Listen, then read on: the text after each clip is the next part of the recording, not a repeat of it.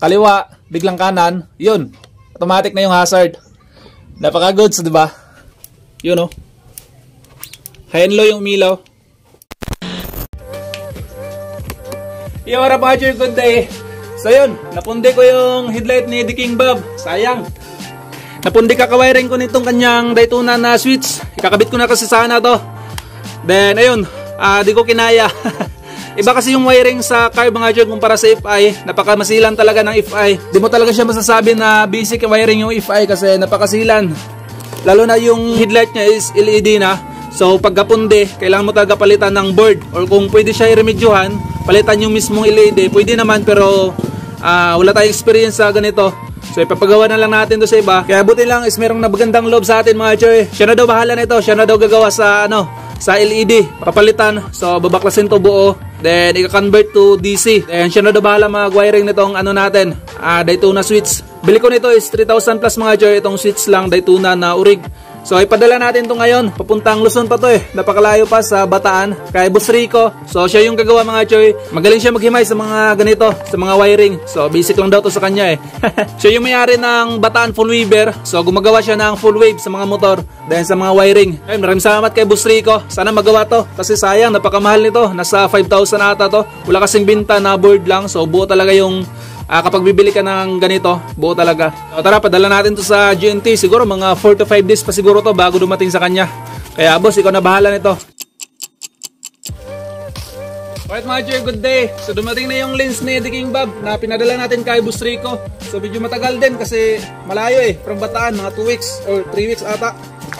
Sana di na damage pag shipping.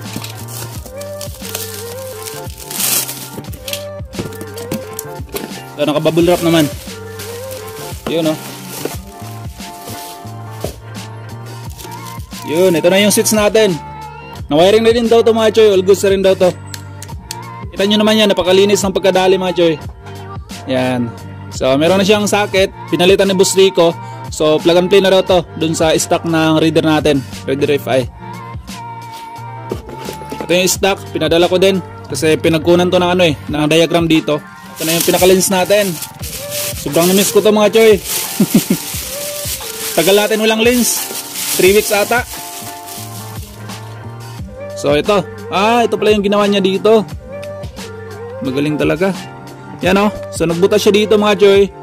Then nilagyan niya ng glue. Ito yung itsura dito.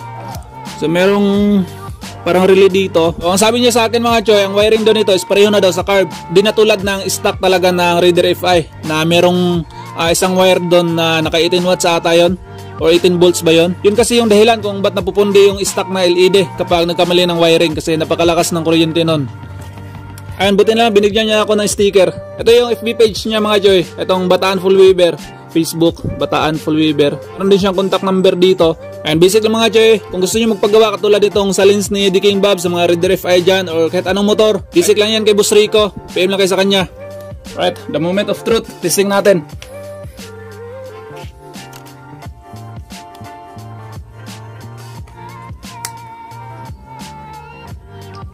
Salpak na rin natin tong switch.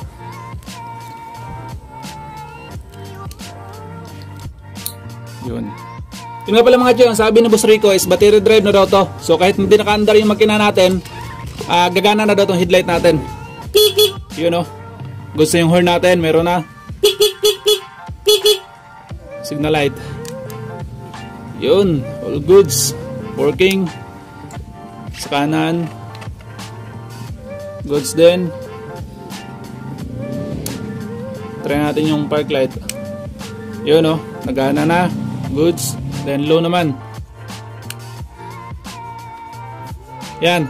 Nailaw na mga Joy. Kahit di naka-under yung makina natin. High natin. Galing.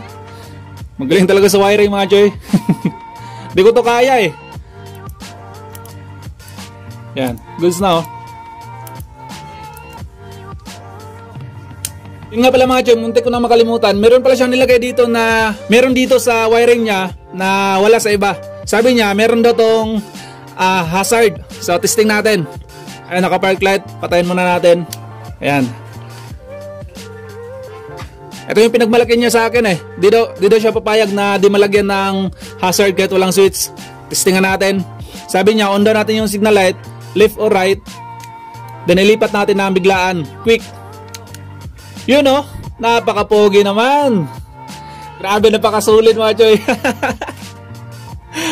Napakaganda. Ay, meron tayong hazard ngayon kahit walang switch dito. Napakaayos. Kaliwa, biglang kanan. Yun, automatic na yung hazard. Napaka-goods, di ba? Pakaangas. So, try din natin yung passing light mga choy. Yun oh. High and low yung umilaw. Goods. Try nga natin pa 11. Ayan, naka-low. Passing light.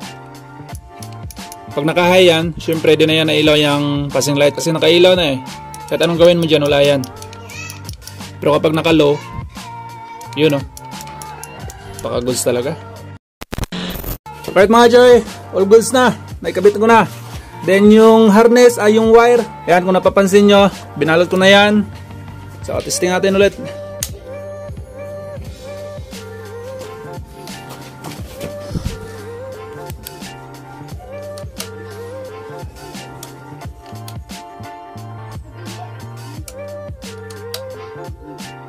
Hazard.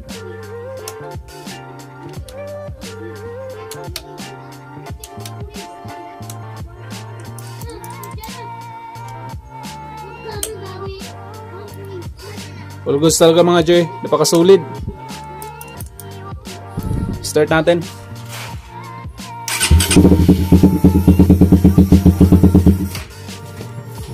Tagal na to din na pandar mga choy.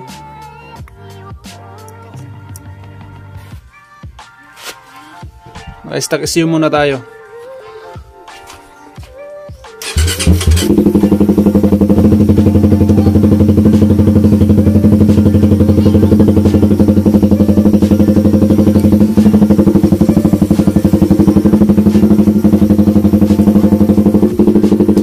So ayun mga choy, all goods na. Grabe, napakasulit talaga. Maraming salamat kay Boss Rico. Sobrang sulit, sobrang sayaw ngayon mga choy. All good sa yung links natin. So yun na mga choy, hanggang dito lang yung content natin.